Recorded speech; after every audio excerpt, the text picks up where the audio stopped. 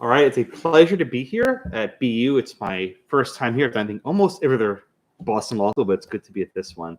With a gorgeous view of the Charles River, I'm happy to see some daylight in the classroom. Speaking of daylight, let's talk about the Supreme Court. And what they don't have is daylight. They're on the shadow docket. See what I did there? The Supreme Court's term over the last year was in a very strange place. In March of 2020, the court suddenly went, right, like us all, we sort of receded into our bubbles.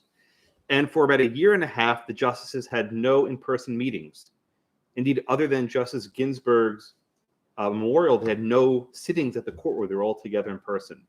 That will end soon. Starting in about 2 weeks or so, the justices will hold arguments in person. Just none of us will be able to see it. It's open only to the lawyers and a couple members of the press. So we'll have to sort of use our imaginations, if you will, of what things would look like. A little sketch artist will draw it. The Supreme Court is in a very unique place. For the first time in about 80 years, there is an actual Supreme Court majority of conservatives. It has not happened since before the New Deal. On paper, at least, we have a 6-3 conservative Supreme Court. Yet, the Supreme Court doesn't act like a 6-3 conservative court, even though people seem to want it to. All the election litigation from Donald Trump. The Supreme Court took middle-of-the-road positions. There was actually a lot of unanimity and very unusual. The justices did not line up on ideological grounds. I think it's a caricature to say that we have this uber 6-3 court. On many issues, the justices divide far more unpredictably. In my view, we have something close to a 3-3-3 court. And let me just explain what I mean by that. We have 9 justices, and they divide themselves into 3 different camps. The court's 3 progressives, Justices Breyer, Sotomayor, and Kagan, are pretty lockstep. In some inconsequential cases, they break ranks, but in the case that matters, they vote together. It's very rare that they disagree with each other. It happens, but it's rare. And then you have the 3 most conservative members of the court. You have Thomas, Alito, and Justice Gorsuch. They are most likely to vote together on some of the more high-profile cases. But then we have not one swing justice, like with Justice Kennedy, not 2 swing justices, like with Justice Kennedy and O'Connor, but potentially 3 swing justices. Justice Barrett, the newest member of the court, Justice Kavanaugh, and of course, Chief Justice John Roberts. In any given case, 1 or 2 of those justices could surprise conservatives. And we have fingers, we know count to 5. In order for the 3 progressives in the court to form a majority, they need to pick off 2 of them. Picking off 1 of them is not enough. If they get 1 of them, it's a 5-4. If they get 2 of them, it's 5-4 the other way. If they get all 3 of them, they win 6-3. And there were several cases this past term where the court actually went 6-3, sort of middle left, with Thomas, Alito, and Gorsuch in dissent, which is not what any of us expected this term, but sort of what we got. Justice Breyer, still breathing, still in the court, although many people want him to retire as soon as humanly possible. He gets asked that at least 15 times a day. I tend to think that all these frequent pushing, nudging him to leave will actually backfire, in that he may see these attempts to force him to retire as political. And in order to rebut the presumption of politics, he will stick around. So really, if these people want to go, they should just sit in their hands and just say nothing. But that ship has sailed. This past year, there's a lot of activity in the so-called shadow docket, which you may have heard of or not.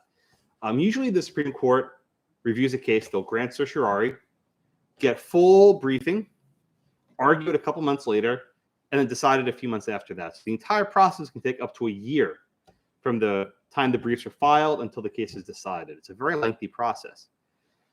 The shadow docket's different. With a shadow docket, a party files what's called an emergency application. with the Supreme Court. A court of appeals issues some ruling they don't like, and they want to put on hold immediately. These are often the sorts of rulings you see in death penalty litigation, right? Where a person has to be, it's set to be executed at midnight on a certain date, and the Court of Appeals rules that morning that can go forward. And then the parties hustle and they file briefs at the last minute, and it goes to the Supreme Court. And then, like at 11:59, the court denies this stay, right? We've seen these sort of orders forever. But in recent years, the court's shadow docket, not the main docket, the shadow docket has really heated up. We've seen cases involving the Trump administration on various nationwide injunctions for the travel ban and other policies go right to the court. And the Supreme Court has granted a lot of relief on this shadow docket. But the shadow docket was kicked into overdrive during the COVID pandemic. Governors and mayors throughout the country instituted these ad hoc restrictions on public assembly to try to reduce the spread, flatten the curve. Remember that one? Yeah, flatten the curve. Trying to flatten the curve, right? In many cases, these restrictions fell on houses of worship. And many of these houses of worship sought emergency appeals. And for a good 5 or 6 months, the shadow docket set the law of the land on COVID policies. Eventually, the Supreme Court sort of turned the tide on that after Justice Barrett was on the court, but the shadow docket was an important aspect of that relief. Okay. Let me give you some statistics about this past term. Last year, there were 55 signed opinions, 55. That was the second lowest tally since the Civil War. The lowest was actually 53, which was the previous year, 2019. So in other words, since the Civil War, the past 2 years have been the signed opinions. Now, why? A lot of the cases are being decided in the shadow docket. Also, after the election, a lot of cases became moot. In other words, they granted a case, and then after Trump left office, the case wasn't needed anymore. But without question, the court is taking fewer cases, many fewer cases. They used to take more than 100 a term. Now they were down to about 80 in recent years. Now, here's some fun facts. Of the 55 opinions last year, almost half of them were unanimous. You know that? No, I bet you did. 47% of the cases last year, so almost 50% of the cases were unanimous, 9-0. If you look at the cases that are 8-1, that's with one solo dissent, 60%. So 60% of the cases have either 0 or 1 dissenting vote. You don't hear that in the news too often, right? And this is actually about the average the last decade. The numbers are fairly consistent. Okay. There were 12 cases that split 6-3. There were 6 cases that were 5-4. So in other words, out of 55 cases, only 6 were 5-4 cases. And they weren't all conservative. 3 of them were liberal majorities. 2 were conservative, and 1 was sort of gibberish in the middle. So the court doesn't have the sort of uber 5-4 orientation people think it does. Chief Justice Roberts also issued a solo dissent, his first one ever. That was only the 8-1 case. Roberts wrote a solo dissent. Now, who is the median justice? His name is Brett. Justice Kavanaugh was in the majority 97% of the time. 97% of the time. That is a lot. I think there was 1 case he was not in the majority. And the only other justice in the last half century who were in the majority that much were Chief Justice Roberts last year and Justice Kennedy, who was hit 3 times. I don't think Kavanaugh is a swing vote. But I do think he's somewhere in the court's middle. Don't exactly know where, maybe he doesn't even know. But 97% is a pretty high rate. Who else was in the majority a lot? Roberts and Barrett, each in the majority 91% of the time.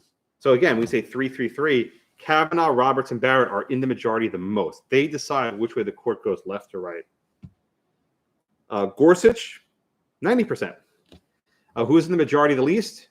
I guess Justice Sotomayor, only about 69% of the cases. She is not in the majority very often.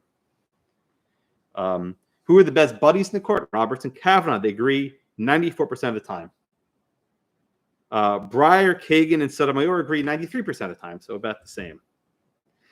Who disagrees the most? Sotomayor and Thomas agree 55% of the time. So they are almost always on opposite sides of the case.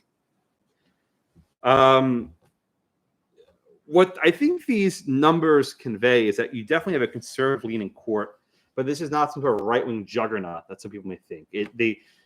They surprise in surprising ways. I try to predict cases, and I'm usually wrong. They always do things I don't quite expect. All right. Next, I'd like to review some of the big cases from last term before I get to the upcoming term.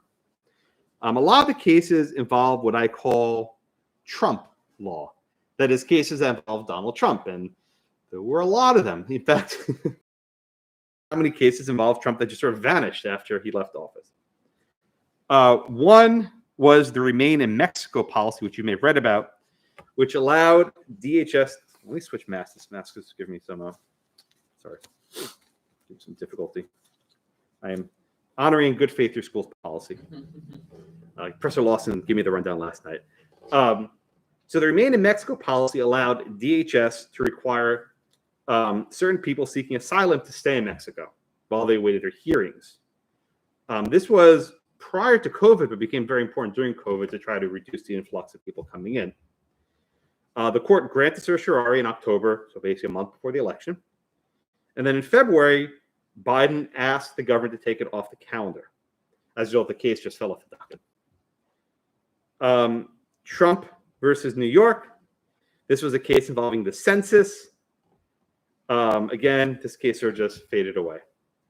Trump v. Sierra Club. This was a challenge to the border wall policy. Remember, Trump declared an emergency to build a border wall. Who knew you could do that? Again, that case fell off the docket.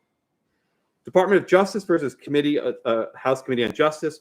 Here, the House sought grand jury materials for the Mueller investigation. Remember that? Remember, Mueller is like the biggest thing no one even talks about it anymore, right? The court granted cert in July, and then it fell off the calendar in June of this year. Again, these cases keep falling off. And there are others. Perhaps the biggest case that wasn't last year was the Obamacare case, which I've written a lot about. I filed a brief. My position got a grand total of 0 votes. California versus Texas was a challenge to the Affordable Care Act with a repealed individual mandate penalty. The mandate was there, but the penalty was set to 0. By a 7-2 vote, the court said this case lacks standing because we can't do anything. The government doesn't enforce the mandate. Who are we going to enjoin? What order can we give?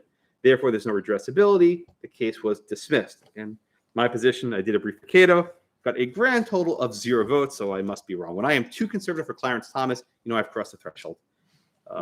It's true. All right, let me go through some of the other cases from last term. I'll start with the First Amendment religion clauses. Okay. First up is Fulton versus City of Philadelphia. This was a case from Philly involving foster adoption programs. Catholic Social Services in Philadelphia would not work with gay couples, and actually all unmarried couples, not just gay couples. Anyone who wasn't in a traditional marriage was not allowed to adopt with them. There's some disputes in the facts, but the agency sued the city and argued that the city's non-discrimination policy was a violation of the Free Exercise Clause. The court ruled for the services by a 9-0 vote. Again, this is a case involving gay rights. 9-0. The city of Philadelphia was just way out. They got their butts handed to them. But the decision was it could have been for Philly. There was a movement to overrule a case called Smith from 1991, which basically says free exercise claims are subject to a rational basis review. Very deferential. 3 justices, guess who they were? Thomas, Alito, Gorsuch would overrule Smith and reviewed with strict scrutiny these sorts of claims. But that only got 3 votes. Kavanaugh and Barrett were like, well, maybe we'll. So again, 3-3-3. Before it wasn't. The next case was called Americans for Prosperity versus Bonta. California required all nonprofits that do business in the state to disclose their donors. California's website was not very secure, and that information leaked onto the web. Yeah, shocking, right? Imagine that. And these groups said that this information led to harassment, other types of intimidation of their donors. They brought suit arguing this violates the freedom of association. There was a case from the 50s called NAACP versus Alabama, where, shocking, the state of Alabama required the NAACP to disclose their membership list. This was a just purely housekeeping matter, right? No, it was a way to intimidate their members who want to be a member of a group which is disclosed with Jim Crow state. That's what was going on. So the court split 6-3 here, right? This should have been 9-0. It really should have. The court held that California's regime was not narrowly tailored. The court would not apply strict scrutiny. Guess who would? Thomas, Alito, Gorsuch went for strict scrutiny, but again, the majority said, "Oh, we'll just do this sort of rigid scrutiny," or some such meaningless phrase. The dissenter said this is terrible. The Justice Sotomayor said this is going to lead to striking down all these campaign finance laws. Sure, if you're right. But this was an easy case. It should have been a 9-0 case to say you don't have to disclose your donors for nonprofit. This was easy case. The next case involves cheerleaders. Mahanoy School District versus BL. BL is Brandy Levy was the girl's name. She tried out for the JV cheerleading squad. She didn't make it. She was stuck on the bleachers, as Taylor would say, right? She's cheer captain, and I'm on the bleachers, right? There it is. If you could see me. All right, so I guess not fun. She wrote a free. Okay, so after she got dumped from the team, she had some Snapchat postings where she basically used vulgar language. Fuck, I said it. If they want to cancel me, they can. And she used some, middle finger, right? So she basically said, fuck on the Snapchat. Right? Her school suspended her from activities, and they imposed other types of discipline on her.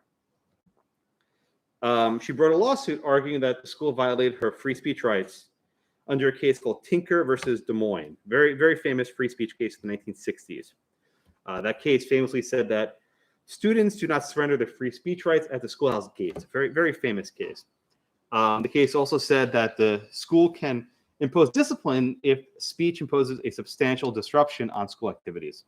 This case was different because she was not on campus. She was somewhere, and she was Snapchatting from her phone.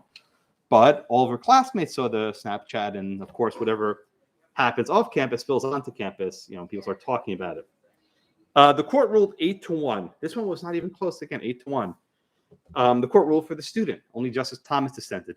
Justice Thomas thinks that students have no rights at all. Zero. That if you're under the age of 18, you're in loco parentis, you're under the tutelage of your teachers, they can do whatever the hell they want, right? They stand in the position of your parents.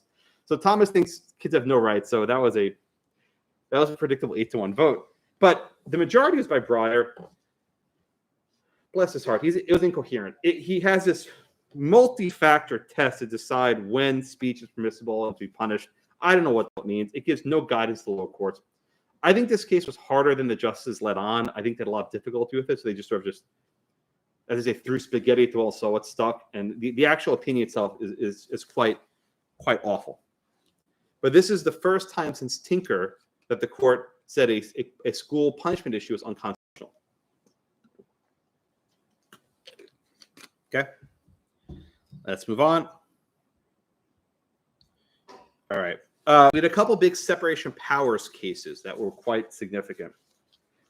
One was called Collins versus Yellen. Yellen is the Secretary of the Treasury, right? Collins versus Yellen involves I always get the acronym wrong, the FHFA, the Federal Housing Finance Agency. This is an agency that came into existence after Fannie and Freddie went under. There was a very complicated financial arrangement. I won't try to explain it, but this agency did a lot of stuff where they transferred money into the Treasury. I'll just leave it there. Shareholders of Fannie and Freddie argued that this transfer was unconstitutional. This was a direct challenge whether the agency was properly structured. The FHFA is led by a single person, not a board, not like a 5-member board or 3-member board, one person who has tenure protections. That is, he can only be removed for cause. The president can't fire him because just because, right? He can only be fired for cause. Actually, it was last year, the court decided SELA law, which considered the CFPB, the Consumer Finance Protection Bureau, also led by one single director. The court held that the single director who has for-cause protection is unconstitutional. The president must have the power to remove someone at will with a single member director. After Cedar Law, the Yellen case was obvious. This was an easy case. It actually went 9-0. 9-0. Justice Kagan gritted her teeth saying, well, I still don't agree with it. I'm going to follow it because of precedent. And she was right. Yeah, I mean, this was an easy case, 9-0. But then we get to the remedy, right? What do you do about the remedy? Do you strike down the entire agency? No, of course not. That would actually have meaning, right? Instead, the justices just said, well, the problem here is that the tenure protections are unconstitutional. So therefore, we strike out the tenure protections, and the president can fire the director at will. Okay? 1 second. Right? 1 second. Okay, sorry about that. Right. So the Cedar Law case was somewhat predictable. Therefore, the Collins case was actually somewhat predictable. Okay. Okay. Next up, Arthrex. Arthrex. This case involves patents. Okay. There are judges who are called patent judges. You maybe have never heard of them, but they're called patent judges.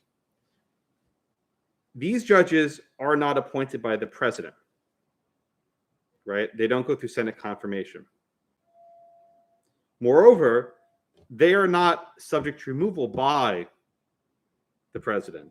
In fact, their decisions are removed by these sort of intermediary people who are appointed by the president.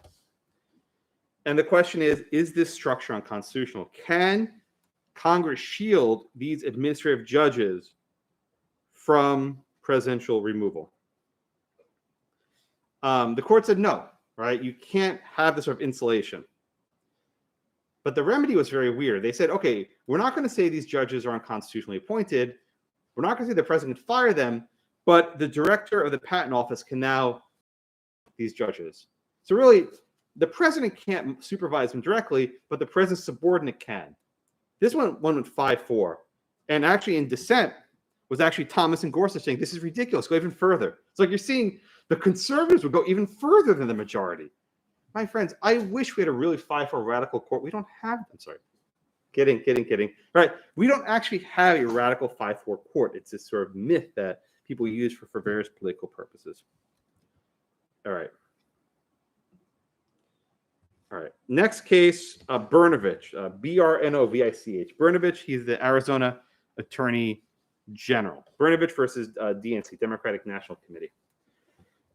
This was a voting challenge. The DNC challenged 2 Arizona laws, right? One has to do with where you vote. If you cast a ballot in a precinct outside of where you live, they just don't count the ballot. The second one was called a Ballot Collecting Law, which said only certain people can collect absentee ballots, family members, caregivers, etc. You can't pay people to sort of harvest these ballots. It's actually an issue that's been in many states. The district court ruled that these measures were fine. The Ninth Circuit said, yeah, it's fine. And then the en banc Ninth Circuit said, no, this is a violation of the Voting Rights Act. This case went to the Supreme Court. This one was 6-3, where it was a straight up 6-3 conservative split. First one I've given you so far today. The court said this does not violate the Section 2 of the Voting Rights Act.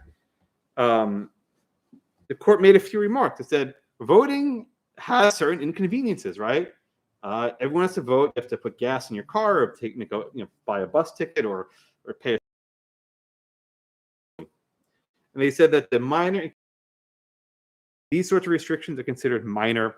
They're not too burdensome. Gorsuch and Thomas have gone even further and said that none of these cases should even be before the court because you can't have a political party suing on behalf of people. That the people. All right, but yeah, this was 6-3. Originally, the Obama administration did not support this lawsuit, but Biden backed it. Okay. All right, let's go on to the Fourth Amendment. Lang versus California. This case involved DUI. The police followed Mr. Lang into his garage. He was driving erratically. They gave him a sobriety test. and they arrested him for DUI. He moved to suppress the evidence because it was a warrantless entry. They gave him the test inside of his garage. The question was this warrantless entry justified? They went into his garage to give him the breathalyzer. The court held 9-0 by Justice Kagan, 9-0, that pursuit of a fleeing suspect does not always justify warrantless entry, and there might be some misdemeanors that do not justify warrantless entry. And the court said remand for reconsideration. The court didn't actually decide it. They said it may not be justified. So again, 9-0. On certain issues like Fourth Amendment, there's actually a lot of agreement on the court. Let's see. Okay, let's go to another one involving sort of criminal law. Taurus versus Madrid. I love this case. Like Madrid, like both fight Taurus. I just love the name of the case. Taurus versus Madrid. This case is crazy. So you had this woman who was walking to her car. The police think that she might be someone else, a suspect they're looking for, and they instruct her to stop. The woman thinks, who are these people? The cops weren't in uniform. She thought she was getting carjacked. So she jumps into her car. At that point, the cops start going after her. She slams the gas to try and get away from them. The officers discharged their firearms. They struck her twice in the back. They paralyzed her in her left arm. She can't use her left arm. Somehow, she still managed to drive like 80 miles to another city with one arm, paralyzed, all bleeding in the back. This is like Superwoman. I don't know how she does it, right? She goes to a hospital. They admit her. They treat her. And it was all for nothing, right? She was the wrong person. She wasn't the one they were looking for. And like this, she was getting carjacked, right? Because she's getting shot at. There were cops. They didn't announce themselves. Or the facts are in dispute. Whether they announce themselves is actually disputed. So I'll try and be careful here. All right. So she brought a 1983 civil rights action against the police. These two officers saying that they violated her rights under the color of law. But the question is this: was there a Fourth Amendment violation? Specifically, was there a seizure? Was she seized? The cop said, we didn't seize you because you kept going, right? So does a seizure merely mean bodily touch? That is, they put a bullet in her back? Or does seizure mean they stopped her motion, right? She kept driving. The woman was paralyzed in her arm. Dreadful, right? But she kept going. Court split with Kavanaugh at his side. Fourth Amendment seizure, that you don't need to stop a person's locomotion to constitute a seizure. Gorsuch wrote a very vigorous dissent saying that the majority makes an error, right? That seizure has to mean you seize them, right? And there's no seizure in this case. I think Gorsuch was right, but this case was okay. Maybe taking property. I know we have a couple of property scholars in the room. Takings clause, Fifth Amendment. Cedar Point Nursery versus Hasid, Hassid. Guys, need to go. Take care. Thanks so much for coming. I'm almost done anyway. We'll wrap up soon. Cedar Point versus Hasid, Hassid.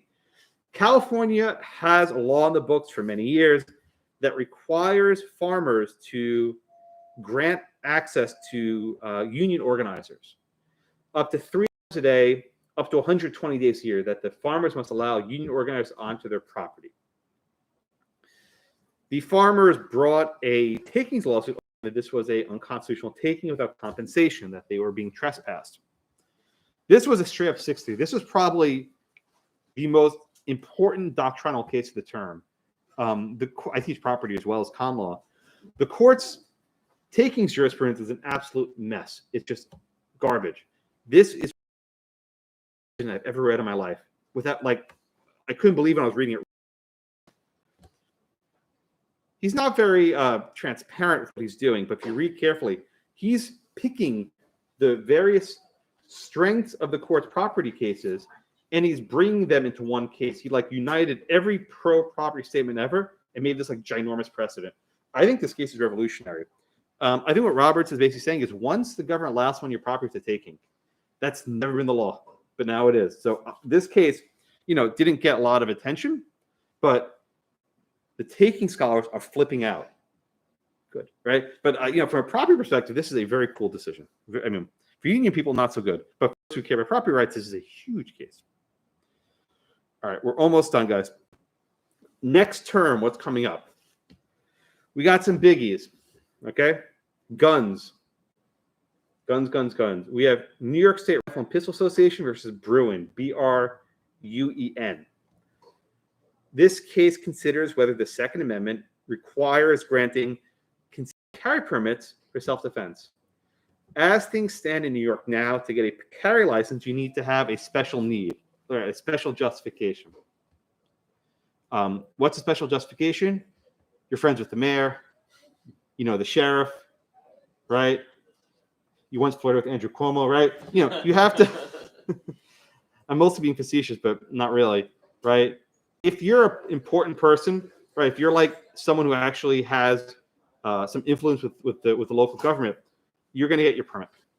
There's rampant corruption. There's bribery, right? People under the table get some Giants tickets, right? It's a corrupt scheme. People who actually need it for self-defense are routinely denied. And the government says, well, you know, I know you live in a crappy neighborhood. There's a lot of crime, but we don't think that your need's good enough. Now, in most states, where I live, for example, you don't need a reason. In fact, in Texas now, you don't even need a permit. Anyone can carry a firearm. But at least before this law went into effect, if you applied and you passed the requisite background checks, you were given a permit. I don't like making predictions on guns because the court always disappoints me. I was in law school and Heller was decided. I was a 3L. And I thought, oh my God, this is awesome, right? That was 10 years ago. Nothing's happened since. Just the law's been frozen in place. So I think that the justice, I don't know if they're going to do it. If they actually say that New York's law is unconstitutional, I'd be surprised. They may do something else. I'm not sure. But Roberts, I think, is in flux. I don't know where Barrett is. She's never. I don't know where she is in this one. Okay, so guns are there. What else is there? Abortion. Big case, guys. Dobbs versus Jackson Women's Health Center. This question considers straight up overrule Roe. That's what the parties want to overrule Roe. Can a state prohibit abortion before viability? The court could also simply say that the Casey undue burden standard is no longer good for this world. I used to think the court might sort of split the baby. Oh, terrible choice of words. And leave Roe in place but overrule Casey. I don't know how that's going to be possible. Because to affirm Roe, you have to affirm the basis of Roe, which is basically penumbras and emanations. And I don't know how John Roberts, in good conscience, can write that opinion. He can say stare decisis, and that's all we care about. But at some point, you have to assess if a decision is correct, right? Especially if the parties are asking for it. It's going to be very hard to simply say, we think the decision is wrong, we're going to uphold it solely for the basis of stare decisis, without any sort of endorsement of substantive due process. I think it's going to be very hard to write that opinion. But again, I am always wrong, so who knows? There's a case involving school choice. Carson versus Macon. It's a case from Maine about school choice programs. Maine prohibits the use of student aid for religious schools. That's probably in tension with the case called Espinoza from Montana a couple of years ago, which said a voucher program. We might also have affirmative action. Not like anything. See, it's useful, right? Harvard, right? Isn't Harvard a private school? Yeah, Title VI of the Civil Rights Act requires any except federal money, like the guys over there, Harvard, to not discriminate on the basis of race. Harvard has a policy that, depending who you ask, excludes Asians. It does, right? The standards for Asian students is like here, much higher than other people. And actually, those are the lead plaintiffs. The case is pending. They may not decide it this year. The Supreme Court asked for the views of the Biden administration. We know what they're going to say, right? Which maybe pushes it to next year unless the court rushes and argues it maybe in April or May. So look, we got guns, abortion, school choice, affirmative action, plus the Texas shadow docket case, the Texas abortion law that's pending now. Plus we have some election litigation, redistricting litigation. This term might be the busiest term in a decade. I can't even fathom how much stuff the court's going to do this term. I don't envy the law clerks now. They're going to be going through serious depression in the very near future. Okay. Where are we? So here we are, September 20th. The court's term starts the first Monday in October, very soon. We will see by the end of this term what the Roberts Court is. Either they're going to overrule Roe or they're not. If they don't do it now, it's never going to get done. They're either going to find a Second Amendment right or they're not. Right? They're either going to overrule Bakke and Grutter and Fisher, or they're not. Right? They're either going to do it or not. There's no weaseling around. They'll probably find a way. So I think this is kind of like the show what you're made of term. They're going to show us what they're made of, or they're not. And all these calls about court packing and this and that will crystallize. So by June of this year, you guys will hear in June, disappear into a COVID hole, right? We'll be here in June. We'll know what this court's made of. All right. Let me stop here and give some time for questions. But thank you so much. I'm really grateful for an opportunity to see live faces. I think you're smiling. I see masks, but I think you're smiling at me. And I welcome your questions. Thank you so much. Thank you. And please, I welcome your questions.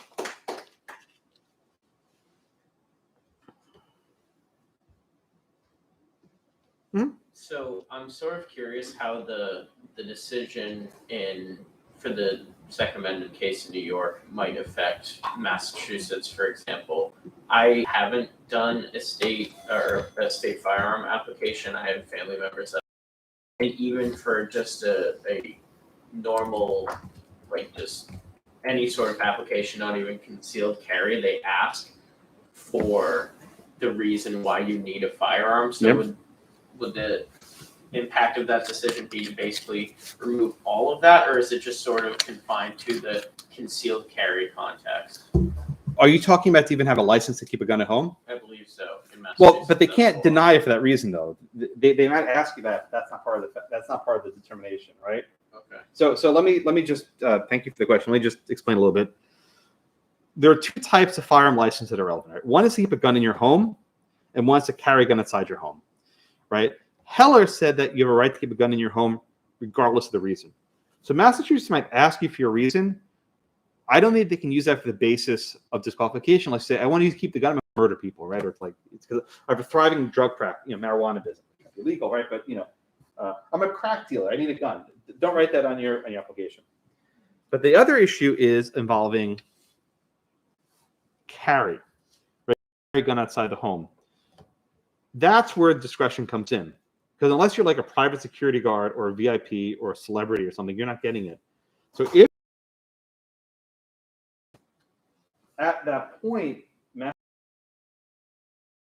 need a gun, but that factor can't weigh into the decision to grant or not. In other words, so long as you meet the objective criteria, you have no criminal history, you're of good character, et cetera, you get your gun. But yes, yeah, you'll see. And look, even if the Supreme Court rules this way, it will be impossible for you as a citizen in Boston to actually carry a gun because every business will bar it, every public transportation will bar it. You won't be able to carry anywhere. And if you take the wrong step, you wind up on the wrong highway and you're going to be arrested. So it's actually very difficult to carry. That's what people don't quite get. It's in most cities, it's virtually impossible to carry anywhere, unless you just keep it in your car, which what some people might do. But even then, that might be banned because you might have to keep it locked in your car. Look, Massachusetts is not going to lay down. They'll find a way to make this really difficult. So this court decision might seem like, oh, scary, but it's going to be like, things will stay roughly the same. Good question. Thank you. Further questions you guys have? Yeah, right there. Not necessarily something you referenced the upcoming term, but do you see Jacobson versus Massachusetts case playing any role in this upcoming year or the following?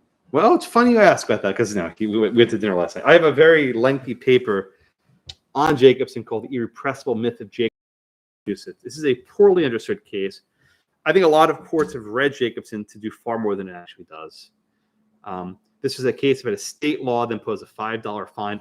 We're over there in Cambridge. This is so useful. I keep pointing at it. I never going to have this luxury. $5 penalty, which is about $150 in present day value. This is not a license to enact every COVID measure you possibly want. President Biden's orders is actually not a mandate on people. It's a workplace safety law. So if a company allows a worker to go unvaccinated, it's the company that's fined, not the worker. So Jacobson really has no bearing on the federal OSHA, the Occupational Safe and Healthy Act, the OSHA Act. It has no bearing, right? The issue is actually quite narrow. It's about, is there federal power? Does the statute permit it? And I actually think it does not. Hello, come on in. Very good. All right, other questions? Do you think, I guess, Biden will put the Harvard case a little out for the elections? Okay, yeah. So the question is timing, right? The Supreme Court called for the views of the Solicitor General a few months ago. If the SG files its brief by, say, December, the court can hear the case in like April or May.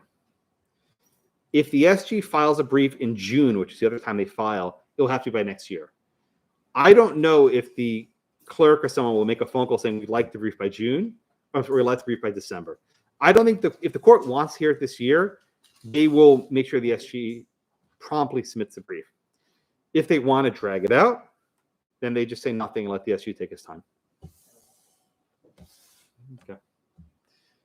Other questions?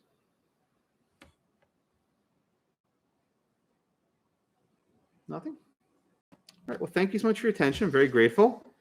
And hopefully I'm happy to step in and answer their questions. So thank you.